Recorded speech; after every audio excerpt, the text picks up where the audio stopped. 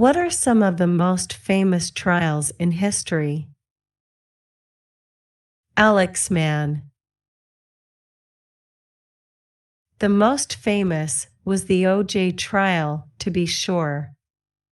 My favorite famous trial was that of David Irving. David Irving was a self-taught historian and author who specialized in WW2. His writings had always had a pro-Nazi bend to them, but in the 1980s and 1990s Irving became something of a Holocaust denier. At first, Irving just claimed Hitler had nothing to do with the Holocaust and had even fought to prevent it. Eventually, though, Irving ended up denying the existence of gas chambers, and those to Auschwitz specifically.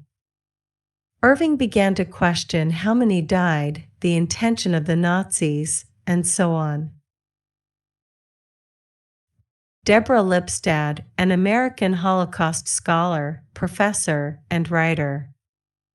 In 1993, she wrote a book about Holocaust denial that directly attacked David Irving as a fraud and an anti-Semite who knowingly lies to present a fictional pro-Nazi version of history. David responded to this book by suing Deborah for libel. David sued in England, though, and that's important. If you sue someone for libel in the US, the person bringing the suit has to prove what the other party said was libel. In the UK, though, the defendant has to prove what they said was true. So in a court of law, Deborah had to prove that David Irving was a liar, fraud, anti-Semitic, and that he had an intentionally falsified history for political purposes. During the trial, numerous experts testified. None of this went well for Irving. Robert Jan van Pelt, an expert on Auschwitz, was cross-examined by Irving and destroyed him. Pelt was able to answer every question and totally crush Irving's fraudulent arguments. Pelt also gave extensive testimony proving Auschwitz gas chambers existed and the mechanics of them. Numerous historians found that Irving intentionally mistranslated German documents to protect the Nazis. These same historians categorically disproved every single claim Irving had made bit by bit. In the end, the case was open and shut. Deborah had spoken the truth. The judge sided with the defense and stated,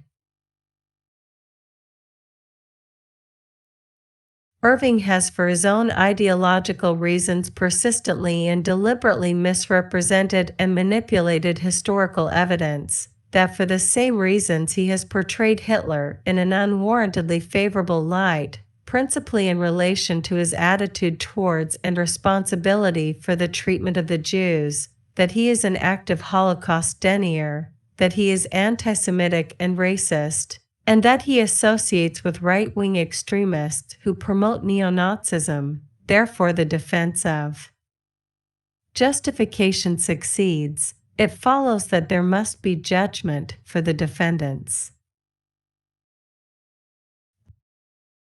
I love this trial because it publicly destroyed Holocaust deniers. Irving is a well-versed historian that knew 10 times more than any other Holocaust denier. Yet once he had to debate real historians about his bogus ideas, Irving looked like an idiot and a fraud. It shows how fraudulent Holocaust denial is.